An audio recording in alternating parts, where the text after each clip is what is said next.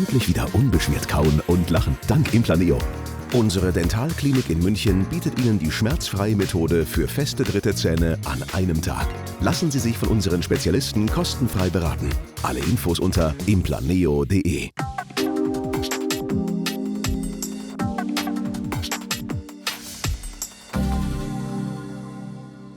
Seien Sie alle ganz herzlich willkommen zur Sprechstunde. Ich freue mich sehr, dass Sie wieder mit dabei sind. Wir sind diesmal zu Gast beim Europäischen Radiochirurgiezentrum in München-Großhadern. Und hier werden gutartige sowie bösartige Tumore gezielt behandelt und vernichtet. Wie das genau in der Praxis funktioniert und wie die Behandlungsmethoden im Einzelnen aussehen, das zeigen wir Ihnen heute in der Sprechstunde.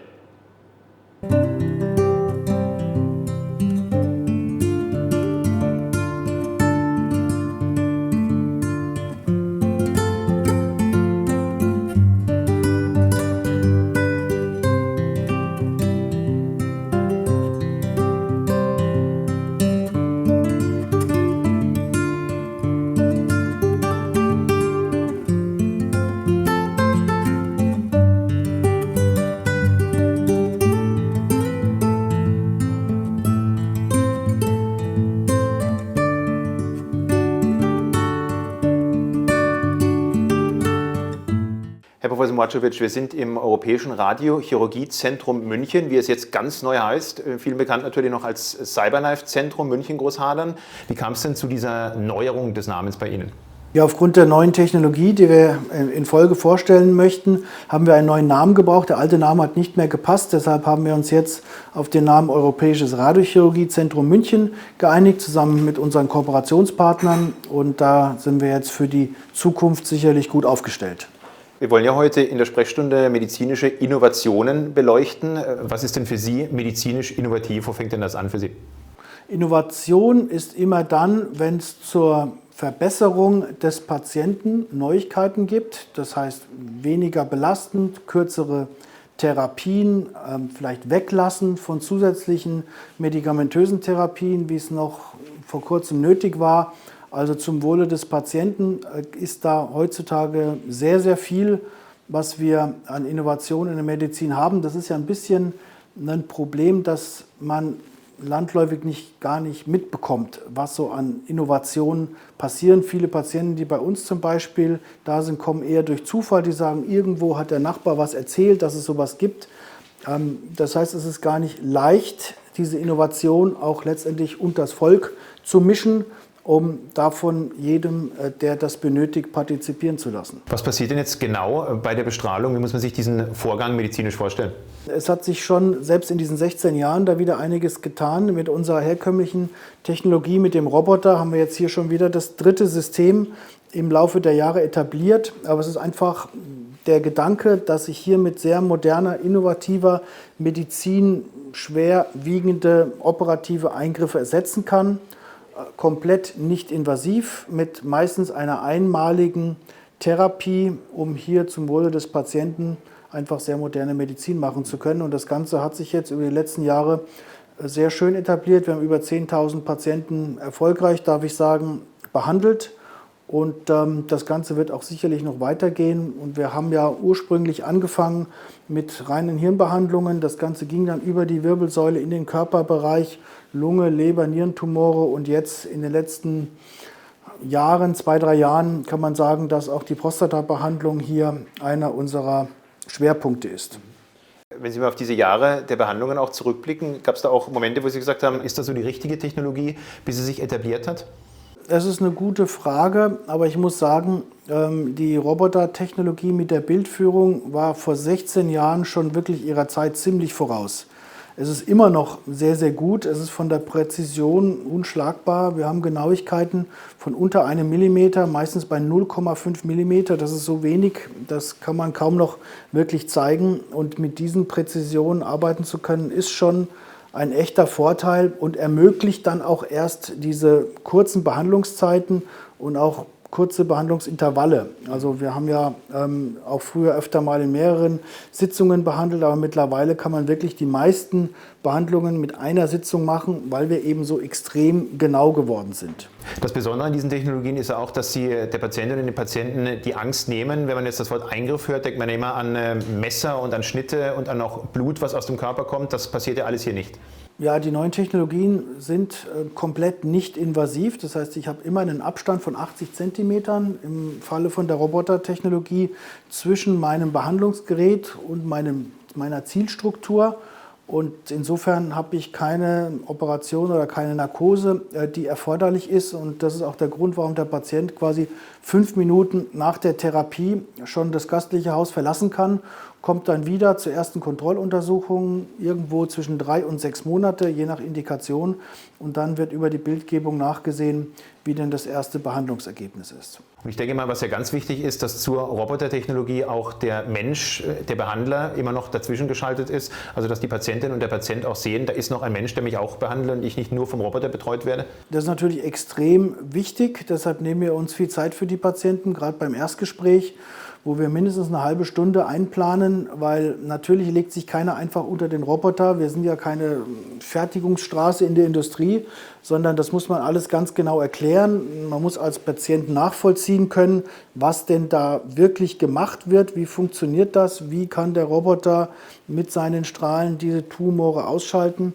Und das wird sehr ausführlich am Anfang diskutiert und dann ist im Prinzip auch die Akzeptanz sehr hoch. Jetzt behandeln Sie ja gut wie bösartige Tumore mithilfe dieser Technologien. Wo finden die sich denn alle im Körper? Also das sind sehr unterschiedliche Tumore. Im Falle von Hirntumoren sind es meistens gutartige Tumore, aber auch als bösartige Tumore zu nennen zerebrale Metastasen. Im Bereich vom Körper sind es oft bösartige Tumore, also Lungenkarzinome oder Nierentumore, wobei, das möchte ich gleich einschränkend sagen, sind es die allerwenigsten Fälle, die leider hier geeignet sind, weil die bösartigen Tumore oft leider dazu neigen zu streuen. Und wenn ich verschiedenste Herde habe, gerade auch mit Lymphknotenmetastasen, dann ist so eine lokale Therapie nicht sinnvoll einsetzbar. Aber wenn ich einen isolierten 2 cm Tumor im Körper habe, wo man normalerweise sagen würde, das sollte operativ entfernt werden, kann man oft mit solchen nicht invasiven Maßnahmen alternativ sehr gut Abhilfe schaffen. Jetzt haben wir schon viel theoretisch gehört über diese medizinischen Innovationen. Ich würde sagen, jetzt gehen wir in medias res und schauen uns eine medizinische Innovation mal ganz genau an. Gerne.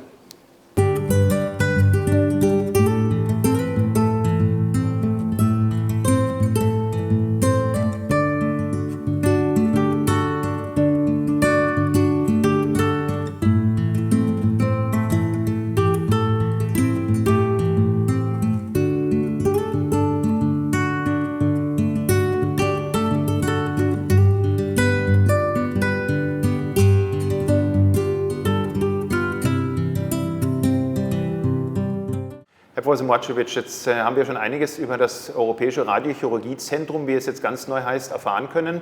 Und wie versprochen sind wir jetzt hier in einem ganz futuristischen Raum angelangt, beim sogenannten SEPX, und haben uns auch noch Verstärkung mit dazu geholt. Dr. Christoph Fürweger ist auch noch mit dabei aus dem Team hier am Standort. Um was für ein Apparat handelt es sich denn hier bei dem SEPX? Ja, wir sind sehr froh und stolz, dass wir seit einigen Monaten das sogenannte SEPX jetzt hier in München etablieren konnten. Das ist das 6. Gerät weltweit, was hier zum Einsatz kommt. Das ist ein Gerät, was speziell für die Hochpräzisionstherapie oder Bestrahlung von Hirntumoren ausgelegt wurde. Interessanterweise derselbe Erfinder wie bei unserem CyberKnife-System, der Professor John Adler von der Stanford University. Also insofern wird die Geschichte ein bisschen fortgeschrieben. Und das Ganze ist auch in einem Kooperationsprojekt wieder zusammen mit dem Klinikum Großhadern und der AOK Bayern entstanden. Inwiefern verändert jetzt diese medizinische Innovation auch den Medizinstandort München und Bayern positiv? Ja, es ist grundsätzlich aus meiner Sicht immer sehr begrüßenswert, wenn man die innovativsten Techniken einsetzen kann und auch den Patienten zugutekommen lassen kann. Und dieses System bietet schon nochmal Möglichkeiten, die über unseren bestehenden Fuhrpark mit dem CyberKnife hinausgehen. Das heißt, wir können noch präziser Tumoren im Gehirn behandeln und es ist insofern auch jetzt für das Umland und Bayern sehr gut, wenn wir diese zusätzliche Methode anbieten können. Wie ergänzen sich jetzt diese beiden medizinischen Fachrichtungen, also die CyberKnife-Technologie und die SEPX-Technologie zusammen hier am Standort? Also das ZapX ist für uns im Prinzip die optimale Ergänzung zum CyberKnife-System, wo wir ein bisschen an unsere Kapazitätsgrenzen gekommen sind. Wir haben ja nach wie vor etwa 50-60% Indikationen aus dem Neurobereich, also im Wesentlichen Tumoren im Bereich des Hirns, und die wollen wir mehr und mehr jetzt hier mit der neuen Technologie aufgreifen und behandeln und auf dem CyberKnife dann mehr die komplexeren Therapien wie bewegliche Organe, Lungentumore, Nierentumore oder auch das Prostatakarzinom. Jetzt ist ja die Diagnose Tumor immer ein Schrecken für jede Patientin und jeden Patienten. Wie können Sie auch explizit die Angst nehmen, den Menschen, die jetzt sich in so einen Apparat auch legen? Ja, grundsätzlich ist es natürlich schon eine schwierige Situation, mit der man umgehen muss. Dieses neue Gerät hat einen großen Vorteil für den Patienten: das Bedienpersonal ist mit im selben Raum. Das nimmt vielen schon die Angst, weil die wissen, da ist jetzt keine dicke Bunkerwand dazwischen, wo dann die Leute entkoppelt von mir sind und mich vielleicht noch über Kameras sehen, sondern hier sind die Leute wirklich mit im Raum und direkt dran. Und man kann sich das auch so vorstellen, dass man hier in dieses Gerät zwar so ein bisschen ähnlich einer Computertomographieaufnahme oder einem MRT hineingefahren wird, aber im Gerät selber ist der Raum etwas größer, also man fühlt sich da drin durchaus wohl. Ich habe mich selber auch schon mehrfach reingelegt. Also man hat innen drin eine Fläche von 1,20 Meter Platz, also es ist nicht so wie bei der MRT-Diagnostik, wo alles sehr eng ist, sondern ich habe 1,20 Meter Platz und vor allem kann ich auch seitlich rausgucken, das ist psychologisch natürlich sehr wichtig. Also das ist jetzt nicht unbedingt besonders komfortabel, aber es ist für eine Behandlung, die ja mit dem ZapX auch besonders kurz ist, durchaus erträglich. Wir haben jetzt gerade letzte Woche 3 Behandlungen durchgeführt, wobei jede Behandlung unter 15 Minuten war. Das muss man sich mal vorstellen. Eine einmalige Therapie eines Hirntumors unter 15 Minuten als Alternative immer zu sehen zu einem operativen Eingriff, das ist natürlich schon was Besonderes. Und da sind wir hier mit dem ZapX ganz vorne dabei. Und man kann auch noch zusätzlich sagen, dass einfach dem Patienten die Behandlung so angenehm wie möglich gestaltet wird. Also vorher wird erklärt, was gleich abläuft, dass man jederzeit stoppen und unterbrechen kann. Und es wird auch Musik eingespielt nach den Wünschen des Patienten. Also es ist schon gut auszuhalten.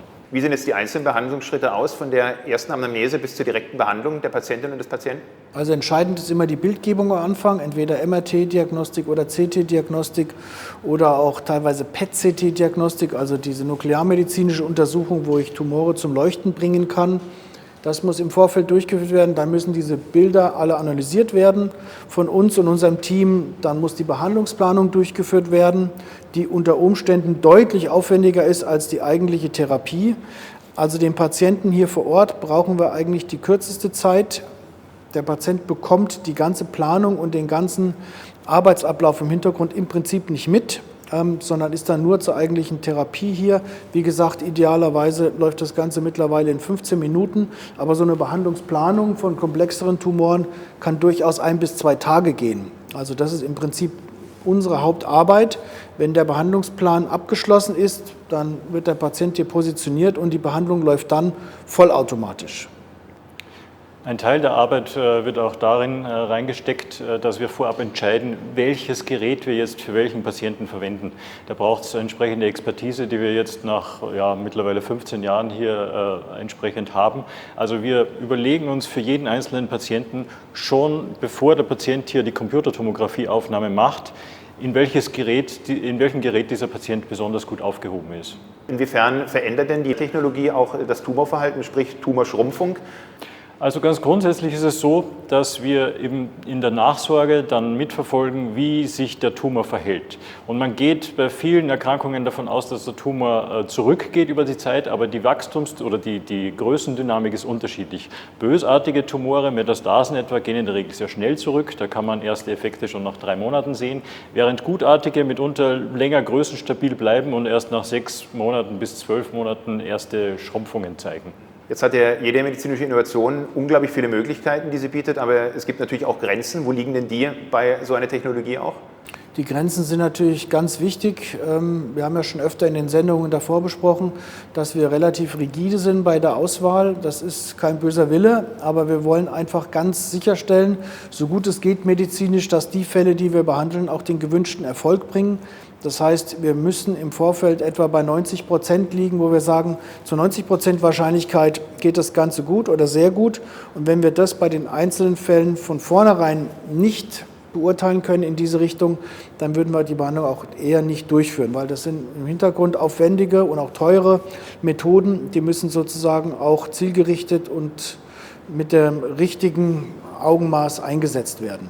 Aber es ist natürlich bei der Radiochirurgie, um das nochmal aufzugreifen, immer wichtig, dass die Tumore nicht zu groß sind, dass es nicht zu viele Tumore sind und auch die Histologie, also die feingewebliche Beurteilung ist sehr wichtig. Wir haben jetzt sehr, sehr viele Anfragen auch für die SEP-Behandlung bekommen, aber leider konnten wir viele Patienten da auch nicht behandeln, weil einfach die Tumorart nicht gepasst hat. Und das ist dann unsere Expertise, das entsprechend auszuwählen.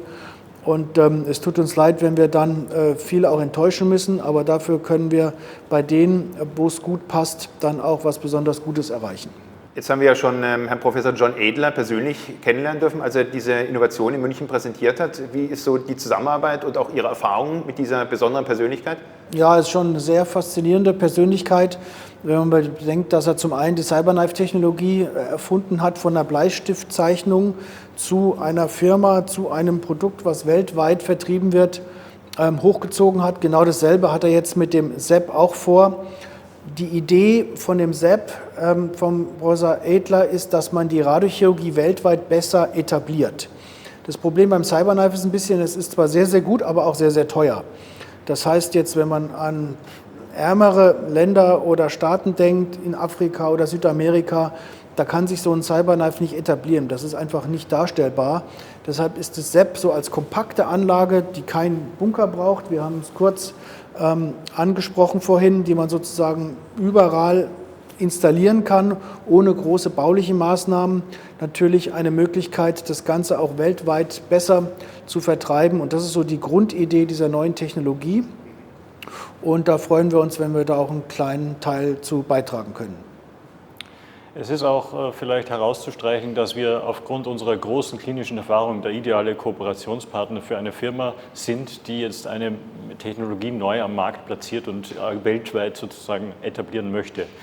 Und von unserer Seite können wir entsprechend klinische Erfahrung einbringen, die sich wieder in Studien äußern wird. Also wir werden unser Möglichstes tun, um diese Technologie einfach auch voranzutreiben. Wie gesagt, durften wir Professor John Edler schon kennenlernen und er hat uns auch höchst begeistert über seine neue medizinische Innovation berichtet. Und da schauen wir jetzt mal rein in sein aktuelles Statement. Well, I'm happy, I'm excited, I'm worried. Ich bin sehr glücklich und sehr bewegt. Wir stellen hier ein hochmodernes Gerät zur Bekämpfung von Hirnmetastasen vor. Ich denke, das ist eine große Hilfe für die Patientinnen und Patienten hier in München und ich hoffe, dass bald viele Menschen in ganz Bayern und darüber hinaus damit behandelt werden können. ZapX uses very precise X-rays. Durch seine besondere Technologie kann der Apparat äußerst präzise Tumore im Gehirn- und Kopfbereich bekämpfen. Ich vergleiche die Funktionsweise des Gerätes gerne mit der eines Brennglases. Wenn Sie Ihre Hand ins direkte Sonnenlicht legen, passiert nicht allzu viel. Aber wenn dieses Sonnenlicht durch ein Brennglas geschickt wird, bündelt sich die gesamte Energie an einem Punkt. So haben Sie ein starkes Kraftfeld, welches beispielsweise auch Tumore zerstören kann. Wir haben jetzt hier kein Brennglas, aber unser Apparat arbeitet auf dieselbe Weise. Wir zerstören so die Tumore ganz ohne Einsatz eines Skalpells.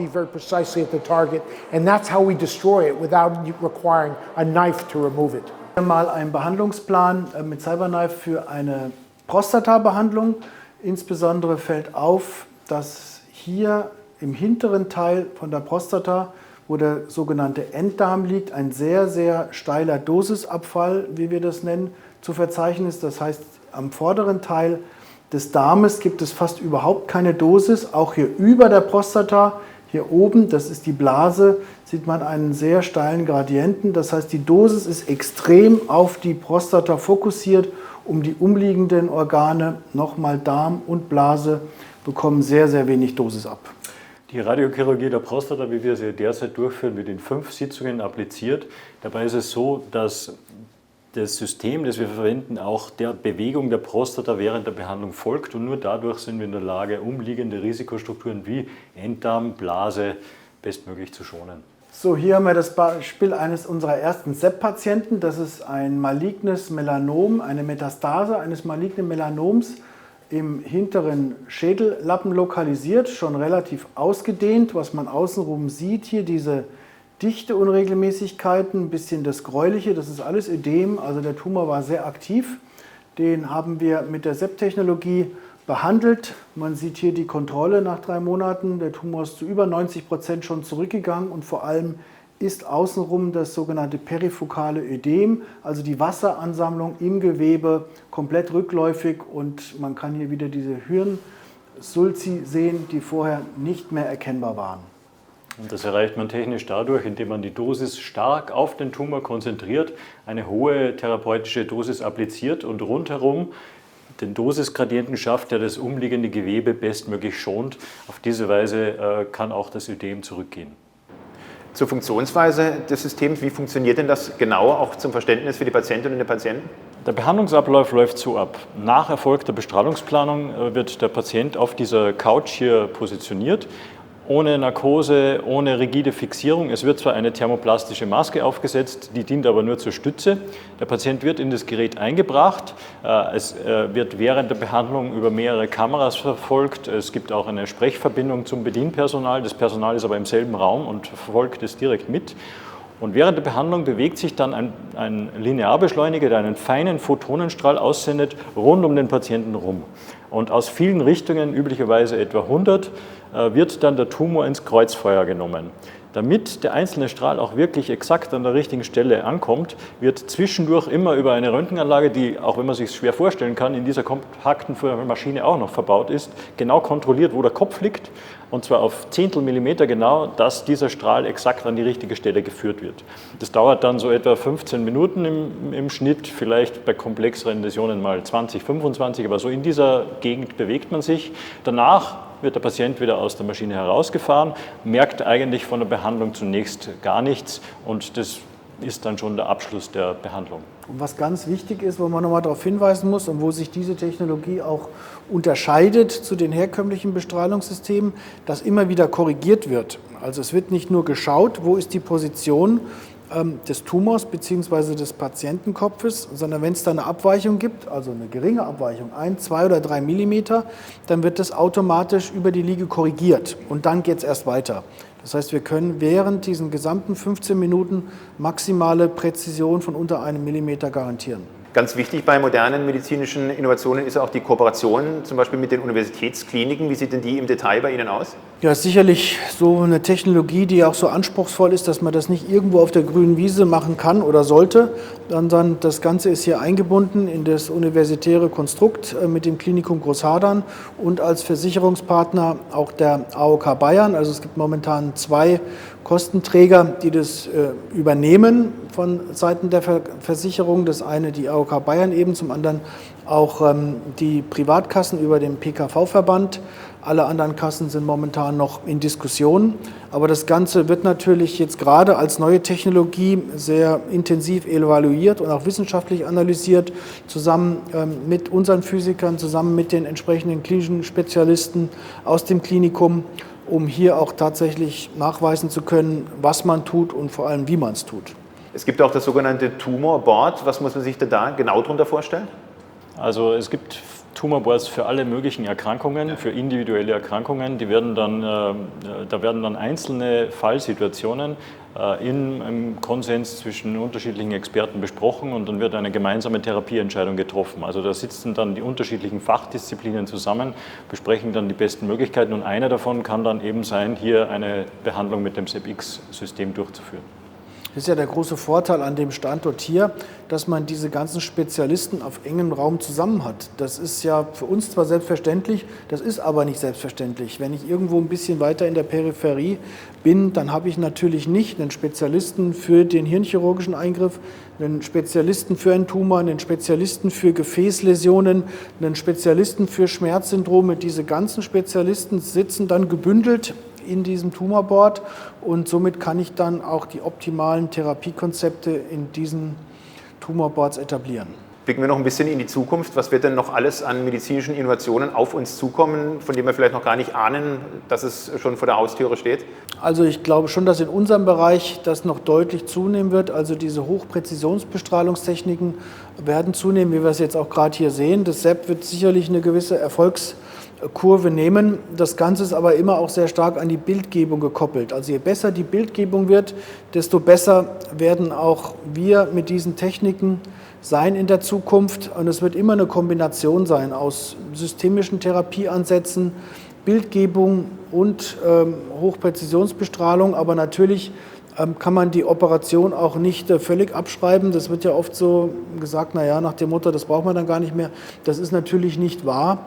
Es gibt viele Fälle, die nach wie vor auch operiert werden müssen, weil viele Tumore oft erst zu spät erkannt werden.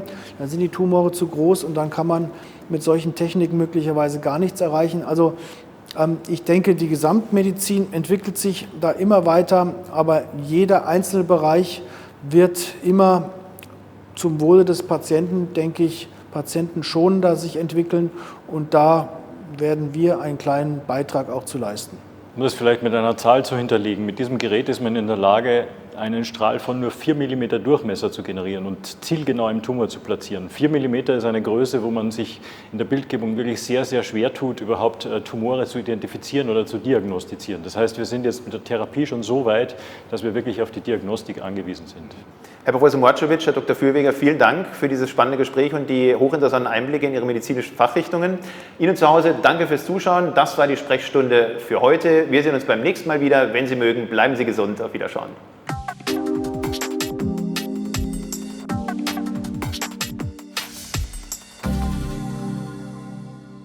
Endlich wieder unbeschwert kauen und lachen, dank Implaneo. Unsere Dentalklinik in München bietet Ihnen die schmerzfreie Methode für feste dritte Zähne an einem Tag. Lassen Sie sich von unseren Spezialisten kostenfrei beraten. Alle Infos unter implaneo.de.